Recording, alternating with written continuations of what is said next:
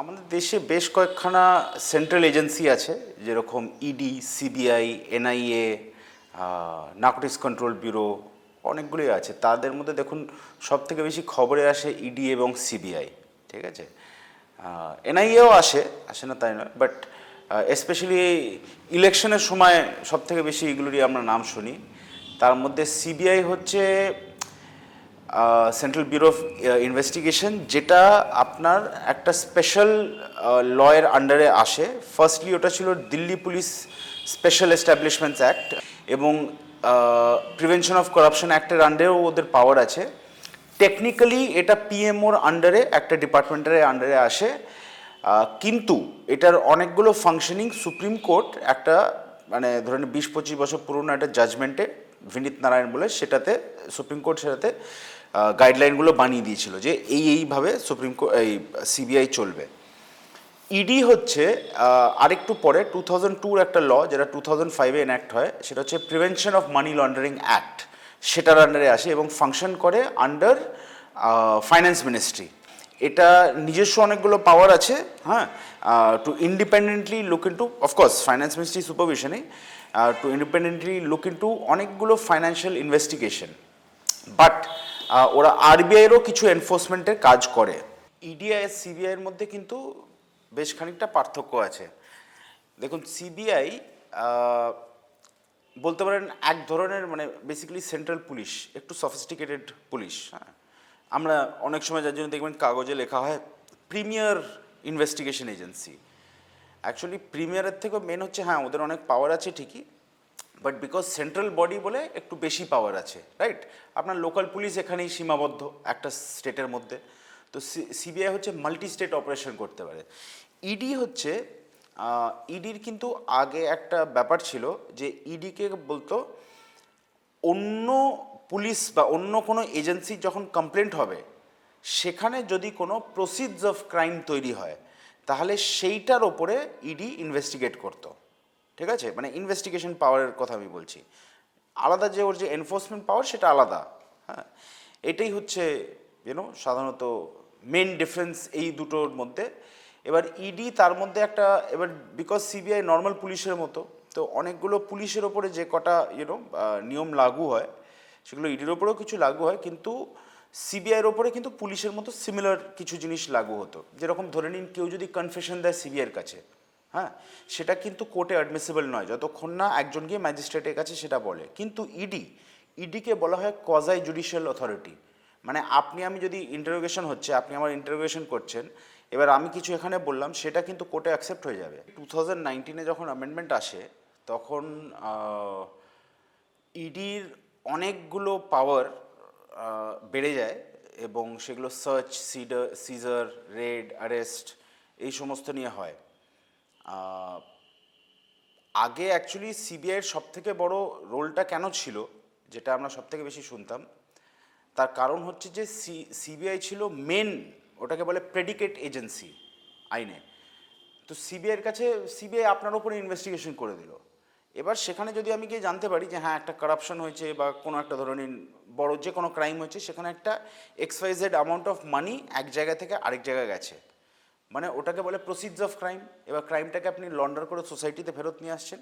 এবার ইডির দায়িত্ব ছিল সেটা ট্র্যাক করবে। ইডির চার্জশিটটাকে একটু অন্য নাম দেওয়া ছিল, প্রসিকিউশন কমপ্লেন্ট। ওই জন্য আমি বলছি যে ইডিকে কোয়াজাই জুডিশিয়াল অথরিটি দিত, সিবিআইকে গিয়ে চার্জশিট কোর্টে দিতে হবে, গিয়ে কোর্টে ওকে সমস্ত কিছু প্রমাণ করতে হবে জাজের সামনে যে এই, তারপরে জাজ সেই চার্জশিটটাকে মানে চার্জগুলোকে ফ্রেম করবে, সেটা একটা ছিল। কিন্তু ইডির ওইখানে অনেকগুলো স্টেপ একটু এগিয়ে আছে, ওদের কাছে পাওয়ারটা আরেকটু বেশি। সিবিআইয়ের কাছে আপনাকে যদি ইন্টারোগেশনে ডাকে, আপনি যে কথাটা বললেন সেটা কিন্তু কোর্টে অ্যাডমিসিবল নয় যতক্ষণ না আপনি এসে আবার ম্যাজিস্ট্রেটকে বলেন। কিন্তু বিকজ ইডি হচ্ছে নিয়ার মানে কোয়াজাই জুডিশিয়াল অথরিটি, তা আপনি ইডিকে যেটা বললেন সেটা কিন্তু কোর্ট হয়ে গেল, মানে সেটা কিন্তু কোর্টে চলে গেল অন রেকর্ড। সেটা তো একটা বড় ব্যাপার। আপনাকে প্রেশারের সিচুয়েশনে কী বলেছে আলাদা ব্যাপার, প্লাস কোর্টের মধ্যে আপনার কাছে উকিল দাঁড়িয়ে আছে ওখানে, আপনার হয়তো আপনার উকিল জবাব দিচ্ছে, আপনি তো জবাব দিচ্ছেন না।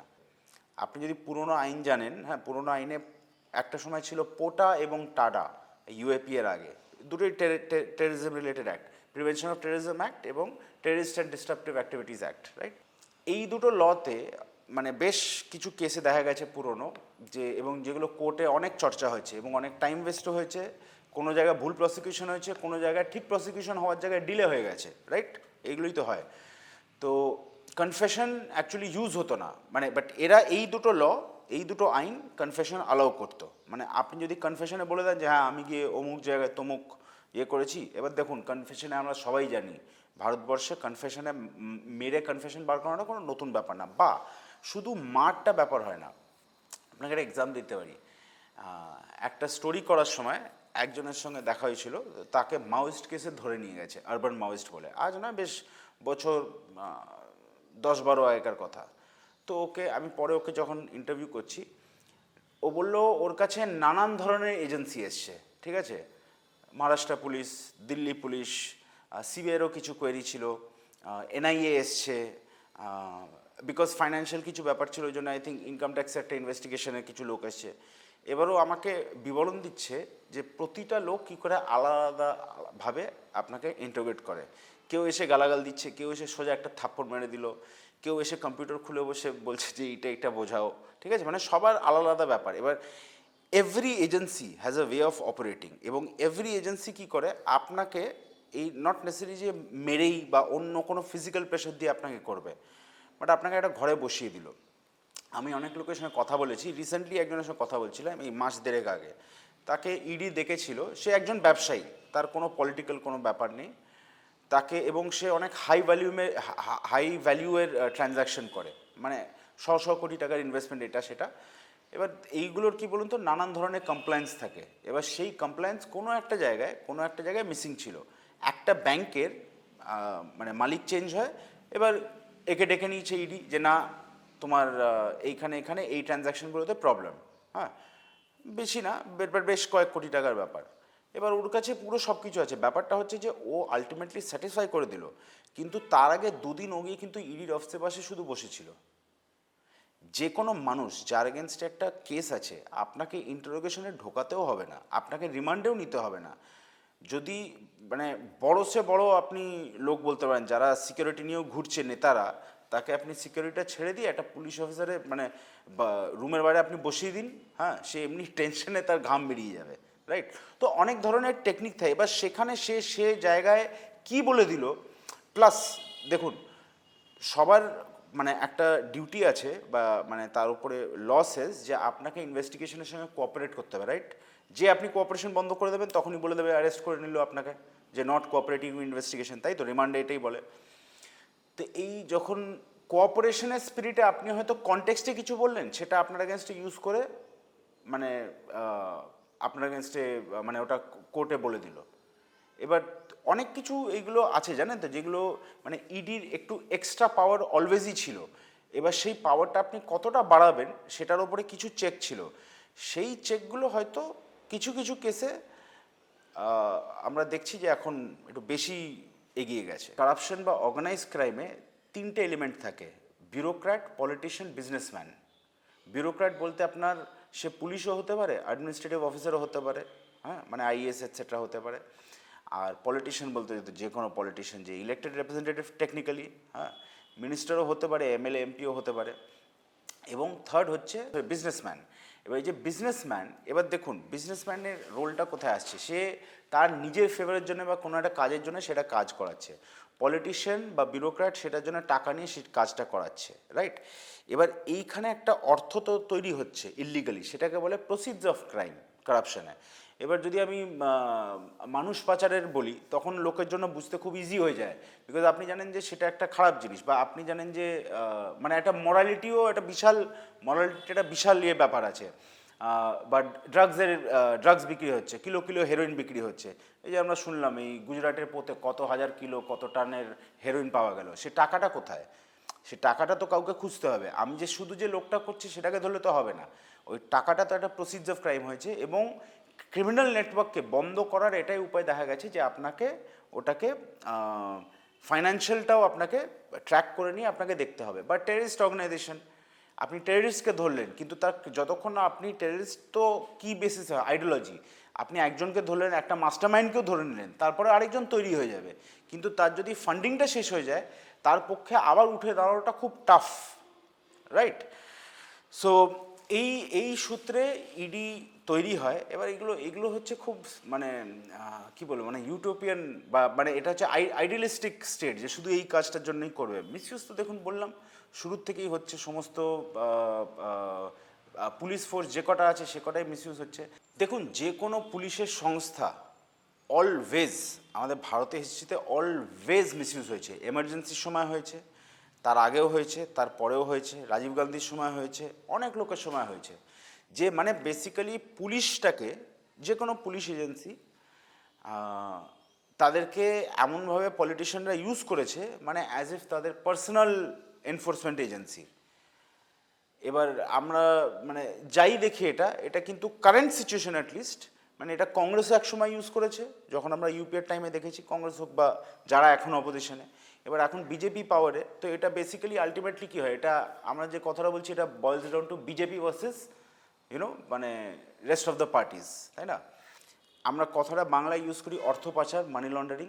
আর এই পাচারটা খুব ইন্টারেস্টিং শব্দ, গরু পাচার, হ্যাঁ, মানুষ পাচার, right? Because human trafficking, narcotics, এইগুলো যে ইন্টারন্যাশনাল, এইগুলো হচ্ছে কিন্তু ক্রস বর্ডার ক্রাইম হয়। ক্রস বর্ডার বলতে নট অনলি একদম মানে এই যে India Bangladesh, India Pakistan border হচ্ছে তাই না, বাট অ্যাক্রস মানে এই কান্ট্রির থেকে ওই কান্ট্রি, ঠিক আছে?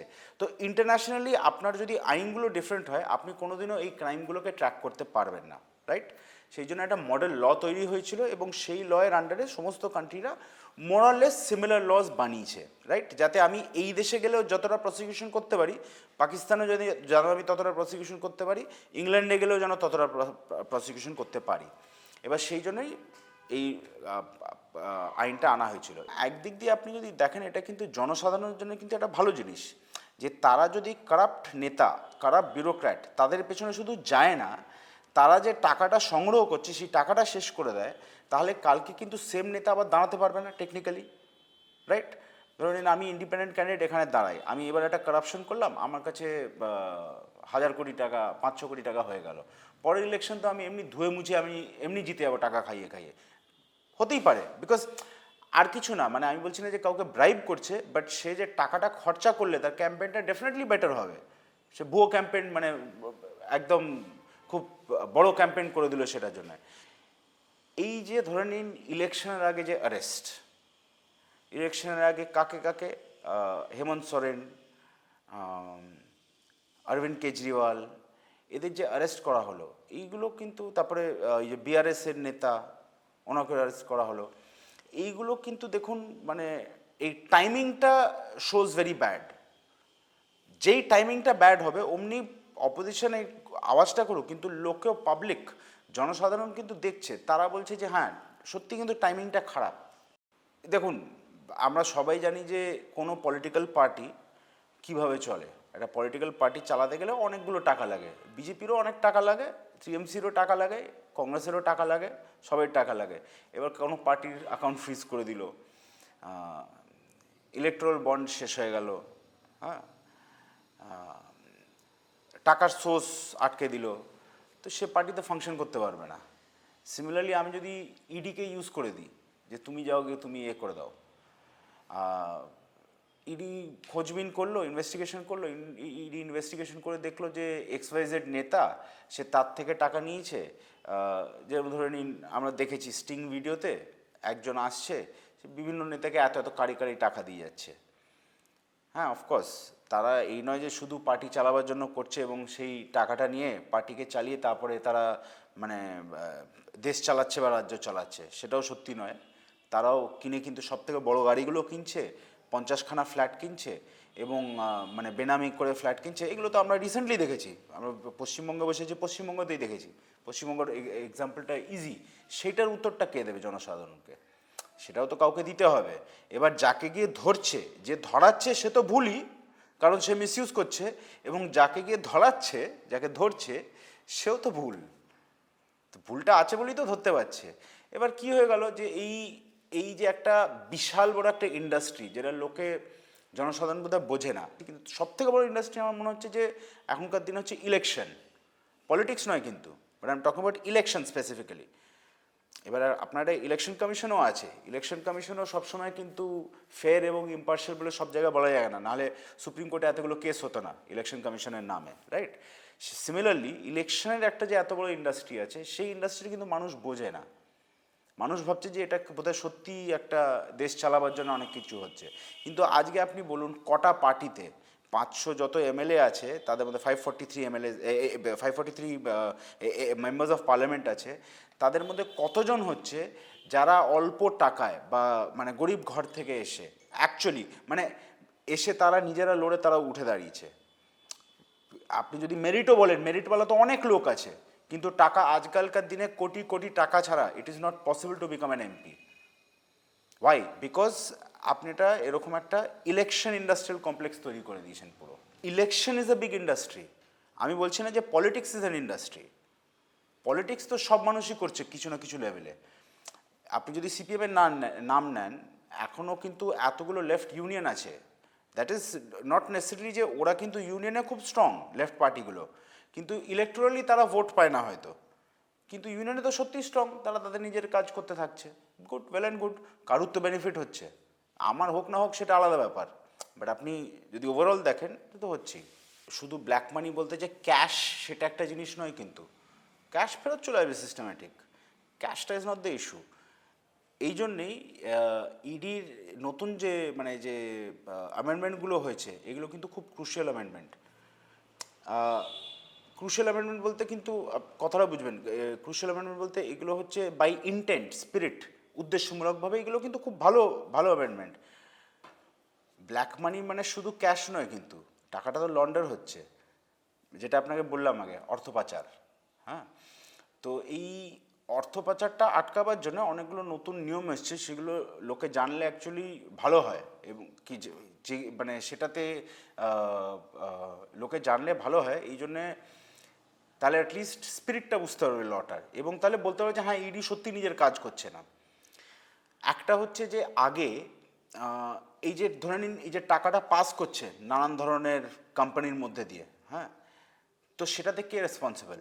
একটা কোম্পানিতে ঢুকছে, ডিরেক্টররাও রেসপন্সিবল হচ্ছে। এবার অনেক কোম্পানিতে ধরুন আমরা তিনজন একটা কোম্পানি করলাম, আমরা তিনজন একটা কাজ করছি, কিন্তু আমাদের দরকার আরেকটা ফোর্থ পার্সন।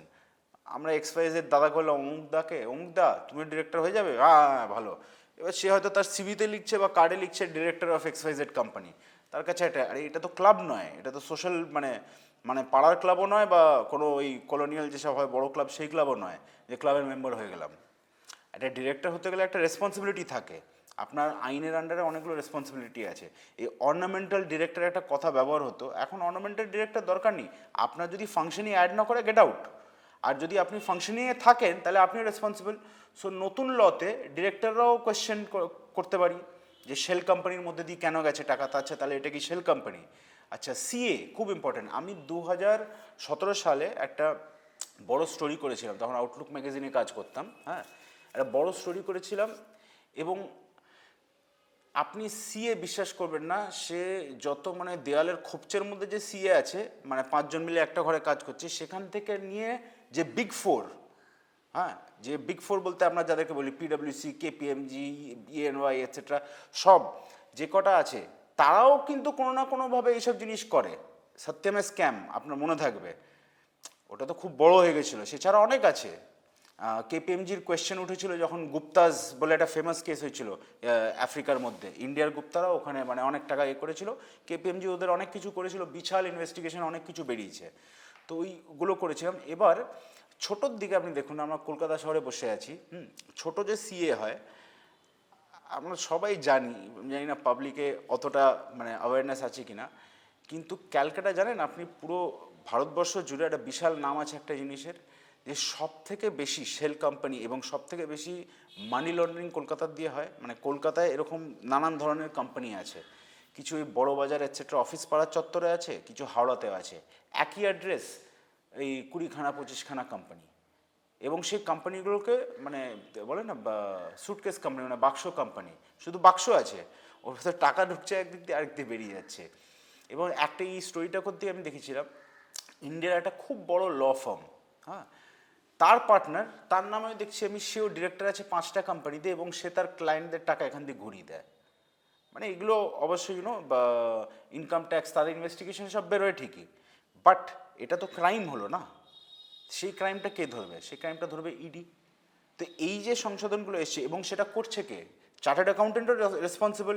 সে কোম্পানি এতগুলো খুলে নিয়ে বসে আছে, তুই যদি খুলেছিস তাহলে তুই কর। আচ্ছা, এর মধ্যে আরেকটা ব্যাপার হয়েছিল, আমি জানি না আপনি অ্যাওয়্যার কিনা, একটা রিসেন্ট ডকুমেন্টারি এসেছিল লোন অ্যাপ স্ক্যামের ওপরে। হ্যাঁ, এবং সেটার পরে লোন অ্যাপ নিয়ে অনেক কথা হয়েছে, এবং লোন অ্যাপে এটাও জানা গেছে সেই ডকুমেন্টারিটাতেও, প্লাস অন্য জায়গা থেকেও, যে এর মধ্যে চাইনিজ অনেক ডিরেক্টর আছে। দেখুন, চাইনিজ মডেল অফ বিজনেস আমরা দেখছি ওয়ার্ল্ড ওভার হচ্ছে প্রিডেটরি লেন্ডিং। প্রিডেটরি লেন্ডিং মানে কি? আপনার টাকার দরকার, এবার ছোট অ্যামাউন্টও ধরে নিন, হঠাৎ আপনার 10,000 টাকা দরকার, 5,000 টাকা দরকার, আপনি লোন অ্যাপ থেকে নিয়ে নিলেন। আপনি দেখলেন না, যেটা আগে একসময় ক্রেডিট কার্ডরাও খুব করেছে, বিশাল রেট অফ ইন্টারেস্ট, আপনি দিতে পারছেন না, এবার ওরা গালাগাল, মারধর, হ্যান ত্যান, এটা সেটা, মারধর হয় না, গালাগাল, বা হোয়াটসঅ্যাপের মধ্যে মানে কী বলে, অবসিন ছবি পাঠিয়ে দিচ্ছে, আপনার সমস্ত একে জানিয়ে দিচ্ছে, মানে লোকে সুইসাইড করেছে। আমি জানি কাউকে, একটা মেয়ে যে তার ঠাকুমাকে মেরে দিয়েছে, যে মানে গলার থেকে চেন নেবে বলে, জাস্ট ওই টাকাটা ফেরত দেওয়ার জন্য। নানান ধরনের জিনিস হয়েছে। তো এই যে চাইনিজ লোন অ্যাপ, ওই একটা যে ডিরেক্টর বসে আছে, ওদেরকে তো ধরতে হবে। সেইগুলোর জন্য ইডিকে নানান ধরনের নতুন বেশ কয়েকখানা পাওয়ার দিচ্ছে। আরেকটা ইম্পর্টেন্ট থিং, একটাকে বলে হচ্ছে রিলিজিয়াস ট্রাস্ট। রিলিজিয়াস ট্রাস্টে আগে কিন্তু ওরমভাবে ইন্ডিয়াতে ক্র্যাকডাউন হতো না, ঠিক আছে? এবার কিন্তু রিলিজিয়াস ট্রাস্টও কিন্তু ইডির দায়রার মধ্যে চলে এসছে। আমি 2018 সালে একটা বই লিখেছিলাম এই আসারাম বাপুর ওপরে। ওনার বিশাল ক্রিমিনাল এম্পায়ার, বিশাল, মানে 10,000 কোটি টাকার ব্যবসা। আর ব্যবসাটা বেসিক কি? ব্যবসা হচ্ছে সামনে হচ্ছে বাবা, কিন্তু অ্যাকচুয়াল ব্যবসা হচ্ছে ও ইয়ে করে, ল্যান্ড মাফিয়া, অনেক মানে ল্যান্ড মানে জোর জবরদস্তি তুলে নেয়, এবং সে ইন্টারেস্টে মানে সুদের জন্য ধার দেয়, ঠিক আছে? তো সুদের জন্য ধার দেয়, বিশাল বিশাল ক্যাশ অ্যামাউন্ট, মানে কোটি কোটি টাকায় দেয়। এবং যেরমভাবে মানে এই হয় না, যারা মানে মানি লেন্ডাররা যে টাকা দেয়, তারা যেরমভাবে জোর করে গলা ধরে এই সুদটা নেয়, সেরমভাবে তারা করতো, রিকভার করতো। তো সেখানেও কিন্তু এখন চ্যারিটেবল মানে রিলিজিয়াস ইনস্টিটিউশন, আপনাকে যদি ধরে নিন আসারাম বাপুর মতো লোককে ইনভেস্টিগেট করতে হয়, আপনার যদি পাওয়ারই না থাকে যে না রিলিজিয়াস ট্রাস্টকে দেখতে পারবো না। আচ্ছা, আরেকটা হচ্ছে দেখবেন অনেক কথা হয় মাদ্রাসাকে নিয়ে। এবার যদি লোকের মনে হচ্ছে যে হ্যাঁ মাদ্রাসাকে দেখা উচিত, এবার তারা যদি ক্লিন হয় তো আপনি মানে দেখুক না, ভালো তো, একদিকে তো ভালো, কারণ কি বাইরে একটা কথা ছড়াচ্ছে সৌদির টাকা, সৌদির টাকা, সৌদির টাকা, মানে ইউএইর টাকা, আরবের টাকা। দেখা যাক, লেটাস সি, মানে এই ভুয়ো কথাটা কেন উঠবে, লেটাস সি দ্য ফ্যাক্টস। মানে I really want to know either way. যদি দুবাইয়ের টাকা হয় তাহলে দেখি আমরা আরবি টাকা, আচ্ছা তাহলে সত্যি আরবের টাকা কেন ঢুকছে, আর যদি না হয় সেটাও জানতে চাই। লাস্ট আরেকটা খুব ইম্পর্টেন্ট, যেটা আমাদের বাকি প্রসঙ্গের জন্য ইম্পর্টেন্ট, সেটা হচ্ছে পিইপি বা পলিটিক্যালি এক্সপোজ পারসন। যে আপনাকে বললাম যে একটা ইন্টারন্যাশনাল ট্রিটির ওপরে এই পিএমএলএ লটা তৈরি করা। অন্য সব দেশে কিন্তু এফএটিএফে এই পিইপি পলিটিক্যালি এক্সপোজ পারসনটাকে ডিফাইন করা আছে, ইন্ডিয়ান লতে কিন্তু এখনও ডিফাইন করা ছিল না, এবং ইটস ভেরি ইম্পর্ট্যান্ট। তার কারণ হচ্ছে একটা কোম্পানিতে, বড় কোম্পানি, এবার সেই কোম্পানিতে আপনি মনে রাখবেন ইন্টারন্যাশনাল ইনভেস্টররাও কিন্তু আছে, আমরা বিদেশ থেকে টাকা নিচ্ছি, তারা রেসপন্সিবিলিটি থাকে। এবার সে দেখবে যে যদি একটা সেই কোম্পানিতে ডিরেক্টর বা একটা ইম্পর্টেন্ট পার্সন থাকে who is marked as a politically exposed person, সে বলবে I will not invest. Because দুটো দিকই হতে পারে, এক তো হতে পারে সে কারাপশনও করতে পারে, আরেকটা দিক হতে পারে সে কারাপশন বলছে বলে তাকে সে ইডি ধরেও নিয়ে যেতে পারে। আনফর্চুনেটলি এই যে ফাঁকটা আছে, রাজনীতি এই ফাঁকটাকেই বড় করে দিয়েছে। অ্যাকচুয়াল যে কাজটা, আপনি রাউন্ড আপ করুন না, যদি কলকাতায় আপনাদের মনে হয় যে এতগুলো মানে হাওয়ালার মানি লন্ডারিং এজেন্ট আছে, আপনি রাউন্ড আপ করুন না। এমন তো নয় যে ডেটা নেই, সব কোম্পানি যদি হয়, কোম্পানি তো সব আরওসিতে করা, central ministry of corporate affairs. আপনি ডেটা তুলুন, এক এক করে ধরে নিয়ে সব কটাকে ধরে নিয়ে যান, নিয়ে আপনি মানে মানে সব কটাকে ইনভেস্টিগেট করে বার করে বন্ধ করে দিন, নতুন যেগুলো খুলছে সেগুলোকেও চেক করুন, সেটা না করে ওই স্পেসিফিক যেটা আছে ওটার ভেতরেই ঢুকে যাচ্ছে শুধু, মানে যে আমি অপোজিশনের পেছনেই পড়বো, আমি অন্য যে পার্টি আছে তার পেছনে আমি পড়বো, সেই নিউজটাই আমি দেখছি। এবং এটা খুব ইন্টারেস্টিং, ইডির প্রসিকিউশন রেট কিন্তু খুব একটা হাই নয়, ইটস নট ভেরি হাই। এই কেসগুলো কি হয়, কার্তি চিদাম্বরমের উপরে তো বিশাল বড় ইডিরে হলো, কোথায় কার্তি চিদাম্বরমের অ্যাগেন্স্টে কী হলো, কনভিকশনটা কোথায়, তাহলে কি লাভ হলো?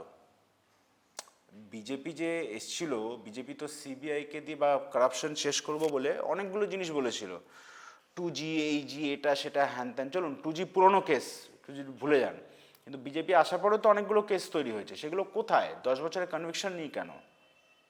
কিছু তো হওয়া উচিত। আপনি বলতে পারেন যে হ্যাঁ কোর্ট টাইম নিচ্ছে, বাট আপনি কি অনেস্টলি আমাকে দেখাতে পারবেন যে প্রসিকিউশন তো সরকারের সঙ্গেই কাজ করে, স্টেটই অ্যাপয়েন্ট করে, এবং সেটাকে পেছন দিয়ে তো স্টেট, পেছন দিয়ে না মানে স্টেটই তো সেটাকে মানে কন্ট্রোল করছে, কোঅর্ডিনেট করছে। স্টেট বলতে আমি মানে ওভারঅল স্টেটকে বলছি। তো স্টেটই যদি চালায় তো প্রসিকিউশন কোথায় হচ্ছে, কটা হচ্ছে?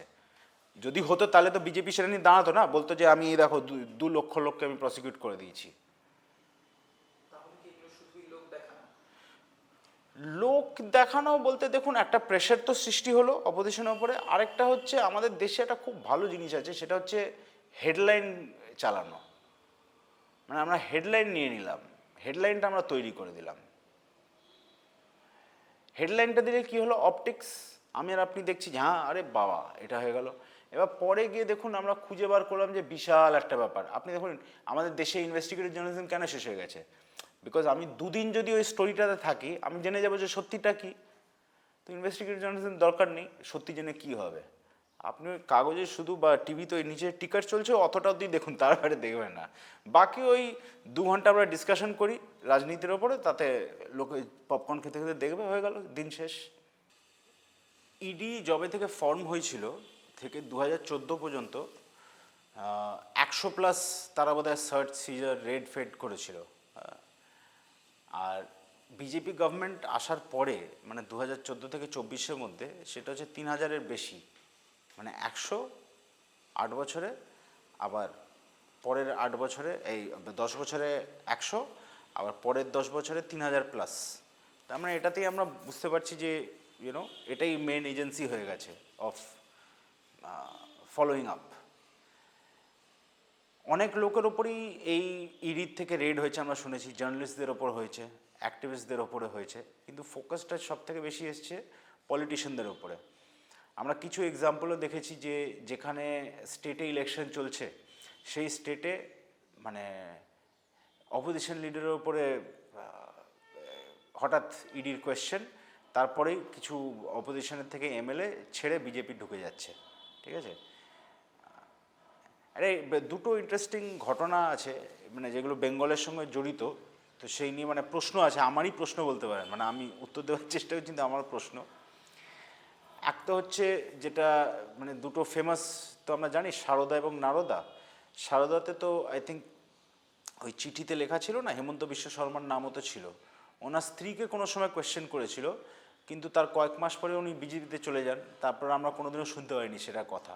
সারদাতে ওনার রোল কি, সেটাতে ওনার ইনভেস্টিগেশন হলো কি না, সেটাতে কী বেরোলো, ট্রেলটা কি, অ্যাকচুয়ালি সেগুলো তো জানা উচিত। নারদাতে শুভেন্দু অধিকারী, ওনার নাম সিবিআইয়ের চার্জশিটে আছে, কিন্তু ইডি কোনোদিনও ওনার এগেনস্টে চার্জ ফাইল করেননি। তো ডেফিনেটলি এগুলো তো মিসইউজ হয়েছেই। আই থিঙ্ক আরেকটা বোধহয় এই অক্টোবর না নভেম্বর মাসে বোধহয়, এই যখন অভিষেক ব্যানার্জিকে ইন্টারভিউ করলো ইডি, তখন উনি যে উত্তর দিয়েছিলেন সেটা বোধহয় শুভেন্দু অধিকারী টুইট করে দিয়েছিলেন, রাইট? তো সেটাও তো কোয়েশ্চেনেবল যে ইডির কাছে রিপ্লাই জমা করা সেটা অপোজিশনের পলিটিশিয়ান পেলো কী করে, রাইট? বিকজ এখানে তো সে অপোজিশন, সেন্টারে সে হচ্ছে গভর্নমেন্ট। তো এবার যদি ইডি মানে এটা তো লোকে কোয়েশ্চেনই করবে যে আপনারা সেন্ট্রাল গভর্নমেন্টে আছেন, আপনি কি সেইভাবে পেলেন? এটা কি, এটা তো জানা উচিত যে লিকটা হলো কোত্থেকে। তা আমি বিকজ আমরা বেঙ্গলে আছি বলে আমি টিএমসির অনেকগুলো মানে এক্সাম্পল দিলাম যাতে লোকে, সাধারণ লোক বুঝতে পারে ইজিলি, কিন্তু এটা অন্য স্টেটেও আপনি দেখতে পারেন, মহারাষ্ট্রতেও হয়েছে, হ্যাঁ, এই শিবসেনার লোককে ধরেছে, এনসিপির লোককে ধরেছে, আমি আগে বিআরএস, আমাদের তেলেঙ্গানার পার্টি বিআরএস, তাকেও ধরেছে।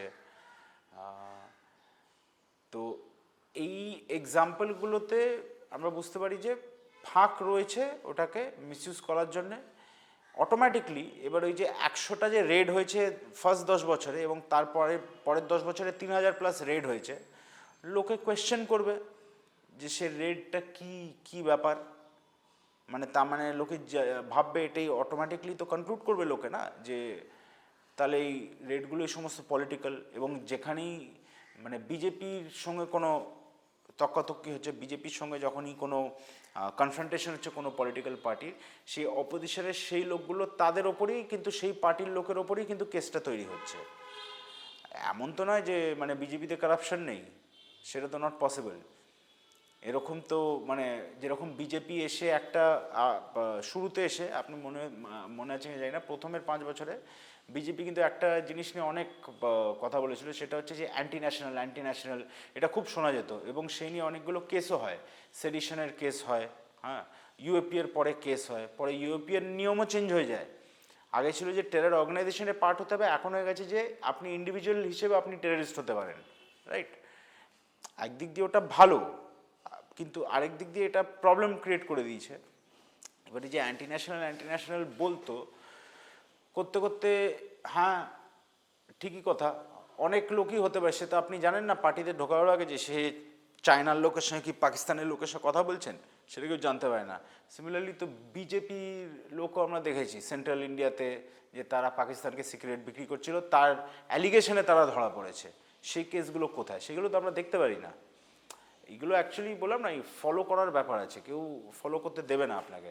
শুধু ইনিশিয়াল হেডলাইনটা হলো, ইনিশিয়াল শকটা হলো, এবার পাবলিক, আপনি যদি দেখেন যে পাবলিক পড়ছে যে অমুক চিফ মিনিস্টার বা অমুক সোয়েন্সো মিনিস্টার বা এই পার্টির লোক, তাকে ইডি ধরছে, সে এলো ইডির দায়রাতে, সে এলো ইডি তাকে গ্রেফতার করলো। এবার যদি থাকুক কি না থাকুক, আমি সেটাও ডিসপিউট করছি না যে থাকতে পারে বা আছে, আমি তো আগে বলেইছি, কিন্তু থাকুক কি না থাকুক, এবার একটা পারসেপশন ক্রিয়েট হয়ে গেল। তো আপনার বাড়িতে ইডির রেড পড়লো, আগে আমি যখন ছোটো ছিলাম ইনকাম ট্যাক্স রেড পড়ে যায়, দেখেছো চোর, দেখেছি পাবলিক কীরমভাবে, তো ওইভাবেই ভাবে ওর বাড়িতে হয়েছে নিশ্চয়ই তাহলে চুরি করেছে, সে করুক কি না করুক। এবং আরেকটা সবথেকে বড় হচ্ছে এই আর্টিকেল 15-এর কথাটা বললাম। আর্টিকেল 15টা কি কনস্টিটিউশনে? আর্টিকেল 15 বলা হচ্ছে যে ইকুয়ালিটি, মানে যদি আপনার বাড়িতে চোর, আমার বাড়িতেও চোর আছে, সব চোরকেই ধরো, শুধু একটা বাড়ির চোরকে ধরবে কেন? এই দুটো অর্গানাইজেশনই, সিবিআই, ইডি, পাবলিকের কাছে পারসেপশন খুবই খারাপ হচ্ছে। এবং মানে যদি কোনোদিনও ভালো কাজ করে, তখন মিডিয়া কভার করলে লোকে বিশ্বাস করতে চায় না, যে এরকম মানে ভাবে যে সেটাতেও কোনো মোটিভ আছে। আমাদের কাছে যেরকম সিবিআইয়ের কাছে এভরিডে প্রেস রিলিজ আসে, হ্যাঁ, আমি আপনার বলছি, মানে কোনো ব্যাংক ম্যানেজার সে কবে কি স্ক্যাম করেছে তার জন্য তাকে এত 5 বছরের ইমপ্রিজনমেন্ট হলো, সে খবর কোথাও ছাপেই না, ছাপলে হয়তো এইটুকুনি ছাপলো, কোথাটা নিচে এমনভাবে জায়গায় চলে গেলো আপনি পড়তেই পারলেন না। লোকে ইন্টারেস্টই নিচ্ছে না, বিকজ সে ভাবতেই পারছে না যে এই এজেন্সিগুলো নিষ্পক্ষভাবে কাজ করতে পারে। ইন্ডিপেন্ডেন্ট তো করতে হবে, কিন্তু তাদেরও নিজেদের ইন্ডিপেন্ডেন্সটা নিতে হবে। আলটিমেটলি দেখুন, যেই ইনভেস্টিগেশন করুক, রেড করুক, সার্চ সিজার করুক, সবাইকে উত্তরটা তাকে তো দিতে হবে কোর্টে। তো আমার কাছে তাও ওই লেয়ারটা আছে, যার জন্য আমরা বলি না যে তৃতীয় স্তম্ভ, চতুর্থ স্তম্ভ। তো 3টে স্তম্ভ আপনি বেসিক যেটা, সেটা হচ্ছে যে আপনার কাছে পার্লামেন্ট আছে, আপনার কাছে বিউরোক্রেসি আছে, এবং আপনার কাছে জুডিশিয়ারি আছে। এগুলো হচ্ছে সব ইন্ডিপেন্ডেন্টলি কাজ করার কথা। আমার কাছে যখন বাকি সব হয়ে গেছে, আমি পুলিশকে বুঝিয়ে বুঝিয়ে পারিনি, সে পুলিশ, সে আপনার থানার পুলিশ হোক কি সিআইডি হোক, ইডি সিবিআই হোক, বুঝিয়ে বুঝিয়ে পারিনি। আমার কাছে একটা উপায় আছে, আমি জানি যে আমি কোর্টে আমি বলবো এবং কোর্ট আমার সত্যিটাকে কোর্ট দেখবে, ইন দ্য সেন্স অফকোর্স আমাকে এভিডেন্স দিতে হবে। কিন্তু এখন মানে বলে না যে প্রসেস ইজ পানিশমেন্ট। এক তো আপনার কোর্ট পৌঁছতেই যা হয়ে যাবে আপনার ওপরে, আপনি সেটাই সহ্য করতে পারবেন না। দ্বিতীয়ত হচ্ছে কোর্টে এসেও আপনি দেখবেন যে কোর্টে এমন ব্যাকলগ, কোর্টে প্রসেস এত লম্বা। সুপ্রিম কোর্ট বলে যে bail is the rule, jail is the exception. কে বেল পাচ্ছে? এবং এই কথাগুলো কারা বলে? যাদের কাছে টাকা আছে সে বলছে।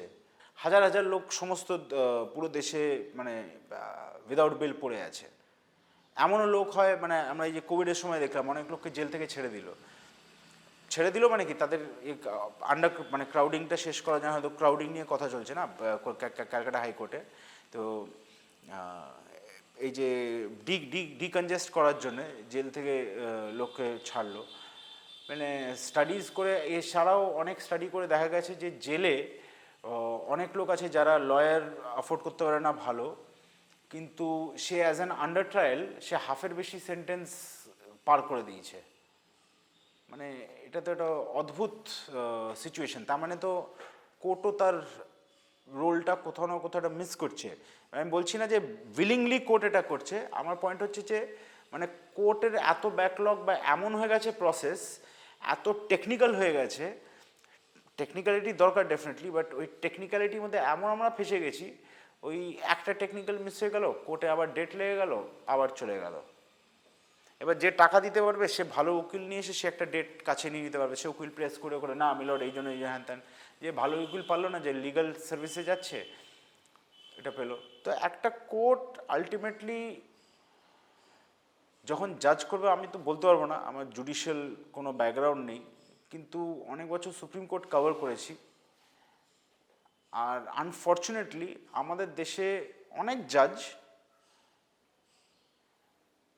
আগে হেডলাইনের জন্য খুব ভালো স্টেটমেন্ট দিয়ে দেয়, কিন্তু ফাইনাল জাজমেন্টে এসে কিন্তু আমরা সেইগুলোর ইম্প্যাক্টটা বুঝতে পারি না। শুরুতে একটা জাজ মানে কেসটা শুনে, এবার কেস শুনে মানে কি, যে জাজ বসছে কেস শুনতে, সুপ্রিম কোর্ট হোক, হাইকোর্ট হোক, লোয়ার কোর্ট হোক, সে কিন্তু পড়ে আসছে। সে কমেন্ট কিন্তু এমনি শুধু লয়ারের কথা শুনে বলছে না, সে তো তার কাজই তাই, পেপার বুক পড়ে এসে তারপর তো সে বলছে। তার মানে পড়ে সে কোনো একটা ইম্প্যাক্ট হয়েছে যার জন্য সে একটা কমেন্ট দিল, কিন্তু ফাইনালি জাজমেন্টে গিয়ে তো আমরা সেটার কোনো ইম্প্যাক্ট পাচ্ছি না। তো তার মানে আলটিমেটলি সেখানেও তো তাহলে একটা মানে অপটিক্স ক্রিয়েট হচ্ছে ঠিকই, কিন্তু ফাইনালি পাবলিক তো সেখানে রিলিফ পাচ্ছে না খুব একটা। যে হিস্টোরিক্যালি ইন্ডিয়াতে কিন্তু কোনো ইনস্টিটিউশনকে ভালো করে এমপাওয়ার কিন্তু করা হয়নি, ইন্ডিপেন্ডেন্স কিন্তু দেওয়া হয়নি। এবং আপনি যদি ঘুরিয়ে ফিরিয়ে দেখেন, টেকনিক্যালি এটার জন্য কিন্তু কংগ্রেস পার্টি দায়ী। তার কারণ হচ্ছে বিকজ কংগ্রেস পার্টি সব থেকে বেশি টাইমের জন্য ইন্ডিয়াকে রুল করেছে এবং অনেক মাসে করেছে। আজকে লোকে বলছে ও বিজেপির কাছে 300+, 350+, এবার চান্স আছে 370+, এটসেট্রা। জানি না এগুলো হবে কি না, আমি এই পলিটিক্যাল মানে আমি তো হাত দেখে বলতে পারি না, বাট আমি জাস্ট বলছি এইগুলোই তো আমরা দেখছি। এবার কংগ্রেসের কাছে যখন এরকম আনব্রিটেল পাওয়ার ছিল এবং এতটা মাস সাপোর্ট ছিল, কংগ্রেসও কিন্তু কোনো ইনস্টিটিউশনকে স্ট্রং করেনি। আপনি দেখবেন সুপ্রিম কোর্টে সুপার সেশনের কথা ফার্স্ট টাইম ওঠে ইন্দিরা গান্ধীর সময়, ঠিক আছে। রাজীব গান্ধীর সময় অনেকগুলো এজেন্সিকে কীরকমভাবে কন্ট্রোল করা হতো সেইগুলোরও কথা কিন্তু ফার্স্ট রাজীব গান্ধীর সময় ওঠে। হ্যাঁ, এবং ওভার টাইম এই জিনিসগুলো হয়েছে। ইউপিএর সময় আমরা দেখেছি যে সিবিআইকে কী করে মিসইউজ করা হচ্ছে, কীরকমভাবে অ্যারেস্ট করা হচ্ছে। ডেফিনেটলি এবার যেই থাকুক তাকে এটা দেখা যাবে যে সে কিন্তু নট মানে সে ফেয়ার হচ্ছে না। যে করবে এটা সে সবাই ইউজ করলে, যেই ইউজ করবে তাকেই বলা হবে যে আপনি ইম্পার্শাল নয়। সেটা ইডিকে কোয়েশ্চেন করা যায়। এই জন্যে আমি আপনাকে একটু আগে সুপ্রিম কোর্টে এই যে সিবিআইর যে একটা গাইডলাইন তৈরি হয়েছিল বিনীত নারায়ণ বলে কেসটাতে, সেটা একটা খুব ইম্পর্টেন্ট কেস এবং একটা শেখার জায়গা। আমি পার্সোনালি অ্যাগ্রি করি না যে সুপ্রিম কোর্টকে সব কিছুতে এসে একটা করে আইন বানিয়ে দিতে হবে। মানে পার্লামেন্ট যে ফাংশন করছে, মানে এটা তো তাহলে একটু পার্লামেন্টকে মানে এমপিদের একটু ভাবা উচিত যে আমরা কিভাবে চালাচ্ছি এবং সেটা কি অ্যাকচুয়ালি পাবলিক পারপাসকে সার্ভ করছে কিনা। ওয়াই শুড সুপ্রিম কোর্টের কেন দেখা উচিত যে কীরকমভাবে কী চলবে। বাট আলটিমেটলি সেটাই হয়েছিল বিনীত নারায়ণ কেসে, যে ডিরেক্টর কী করে অ্যাপয়েন্ট হবে, কী করে চলবে, হাউ ডু, বিকজ এবার ইন্ডিপেন্ডেন্সটা ক্রিয়েট হবে কী করে, that is the main question. সেটা ফাইনালি তাহলে আপনাকে দেখবেন ওই কয়েকজন উকিল মিলে আর কয়েকজন অ্যাক্টিভিস্ট মিলে সেটা কোর্টে তারা ডিসকাস করবে। বাট সেটা তো হওয়া উচিত নয়, বিকজ তাদের তো অ্যাকচুয়ালি লিমিটেড আন্ডারস্ট্যান্ডিং। একটা সুপ্রিম কোর্ট জাজ সে খুবই লার্নার্ড, তারা অনেক কিছু বই পড়েছেন, অনেক শুনছেন, অনেক ধরনের কেস ঘাঁটছেন, কিন্তু অ্যাকচুয়ালি তাদের তো মানে রাস্তায় কি হচ্ছে ফেস টু ফেস তো দেখা নেই। সেই যদি তাদের মানে ওনাদের যদি সেই এটা না থাকে, এক্সপিরিয়েন্সটা না থাকে, এই জিনিসগুলো সলভ করা খুব টাফ। সমস্ত পলিটিক্যাল পার্টিদের মধ্যে যে রেষারেষি আছে, ঘুরে ঘুরে সবাই তাদের টার্ন নেয় এবং তারা ইউজ করেও অন্য লোকটাকে ধরে, তাতে জনসাধারণের সবথেকে বড় ক্ষতি হচ্ছে। বিকজ অ্যাকচুয়ালি তো ইডি ইন্ডিপেন্ডেন্ট হলো না, না অ্যাকচুয়ালি যে ইডির কাজটা সেটা তো ইডি করছে না। ইডি তো করছে যেটা তাকে সেন্ট্রাল গভর্নমেন্টের কিছু লোক বলে দিচ্ছে সেই হিসেবে করছে। এবং দেখুন, আমরা সবাই জানি যে কোনো পলিটিক্যাল পার্টি কিভাবে চলে। একটা পলিটিক্যাল পার্টি চালাতে গেলে অনেকগুলো টাকা লাগে, বিজেপিরও অনেক টাকা লাগে, টিএমসিরও টাকা লাগে, কংগ্রেসেরও টাকা লাগে, সবাই টাকা লাগে। এবার কোনো পার্টির অ্যাকাউন্ট ফ্রিজ করে দিল, ইলেকট্রাল বন্ড শেষ হয়ে গেল, হ্যাঁ, টাকার সোর্স আটকে দিল, তো সে পার্টিতে ফাংশন করতে পারবে না। সিমিলারলি আমি যদি ইডিকে ইউজ করে দিই যে তুমি যাও গিয়ে তুমি করে দাও, ইডি খোঁজবিন করলো, ইনভেস্টিগেশন করলো, ইডি ইনভেস্টিগেশন করে দেখলো যে XYZ নেতা সে তার থেকে টাকা নিয়েছে। যেমন ধরে নিন, আমরা দেখেছি স্টিং ভিডিওতে একজন আসছে, বিভিন্ন নেতাকে এত এত কারি কারি টাকা দিয়ে যাচ্ছে। হ্যাঁ, অফকোর্স তারা এই নয় যে শুধু পার্টি চালাবার জন্য করছে এবং সেই টাকাটা নিয়ে পার্টিকে চালিয়ে তারপরে তারা মানে দেশ চালাচ্ছে বা রাজ্য চালাচ্ছে, সেটাও সত্যি নয়। তারাও কিনে কিন্তু সব থেকে বড়ো গাড়িগুলো কিনছে, 50খানা ফ্ল্যাট কিনছে এবং মানে বেনামি করে ফ্ল্যাট কিনছে। এগুলো তো আমরা রিসেন্টলি দেখেছি, আমরা পশ্চিমবঙ্গে বসেছি, পশ্চিমবঙ্গতেই দেখেছি। পশ্চিমবঙ্গের এক্সাম্পলটা ইজি। সেইটার উত্তরটা কে দেবে জনসাধারণকে? সেটাও তো কাউকে দিতে হবে। এবার যাকে গিয়ে ধরছে, যে ধরাচ্ছে সে তো ভুলই, কারণ সে মিসইউজ করছে, এবং যাকে গিয়ে ধরাচ্ছে, যাকে ধরছে সেও তো ভুল। তো ভুলটা আছে বলেই তো ধরতে পারছে। এবার কি হয়ে গেল যে এই এই যে একটা বিশাল বড় একটা ইন্ডাস্ট্রি, যেটা লোকে জনসাধারণ বোধহয় বোঝে না, but one of the biggest industries. আমরা শুনি হচ্ছে যে কি বিয়েটা একটা বিশাল বড় ইন্ডাস্ট্রি, কিন্তু সব থেকে বড় ইন্ডাস্ট্রি আমার মনে হচ্ছে যে এখনকার দিন হচ্ছে ইলেকশন। পলিটিক্স নয় কিন্তু, but I am talking about election specifically. এবার আপনার ইলেকশন কমিশনও আছে, ইলেকশন কমিশনও সবসময় কিন্তু ফেয়ার এবং ইম্পার্শিয়াল বলে সব জায়গায় বলা যায় না, নাহলে সুপ্রিম কোর্টে এতগুলো কেস হতো না ইলেকশন কমিশনের নামে, রাইট? সিমিলারলি ইলেকশনের একটা যে এত বড় ইন্ডাস্ট্রি আছে, সেই ইন্ডাস্ট্রি কিন্তু মানুষ বোঝে না। মানুষ ভাবছে যে এটা বোধহয় সত্যিই একটা দেশ চালাবার জন্য অনেক কিছু হচ্ছে। কিন্তু আজকে আপনি বলুন কটা পার্টিতে 500 যত এমএলএ আছে, তাদের মধ্যে 543 এমএলএ, 543 মেম্বার্স অফ পার্লামেন্ট আছে, তাদের মধ্যে কতজন হচ্ছে যারা অল্প টাকায় বা মানে গরিব ঘর থেকে এসে অ্যাকচুয়ালি মানে এসে তারা নিজেরা লড়ে তারা উঠে দাঁড়িয়েছে। আপনি যদি মেরিটও বলেন, মেরিটওয়ালা তো অনেক লোক আছে, কিন্তু টাকা আজকালকার দিনে কোটি কোটি টাকা ছাড়া it is not possible to become an MP. Why? Because আপনি এটা এরকম একটা ইলেকশন ইন্ডাস্ট্রিয়াল কমপ্লেক্স তৈরি করে দিয়েছেন পুরো, এবং সেইটাই এবার কেউ টাকাটা কীরকমভাবে কামাচ্ছে, সে টাকাটা কোত্থেকে এলো। একজন মানুষ আমি দেখি, অনেকজন মানে আমার সময় বয়সী হঠাৎ সব পলিটিক্সে ঢুকছে, কেন? ব্যবসা করে প্রমোটিং করে অনেক টাকা বানিয়ে নিচ্ছে, এবার পলিটিক্সে ঢুকবে। তাই আমি ভাবলাম যে কী মানে কোনো আদর্শ না, আরও টাকা বানাবে।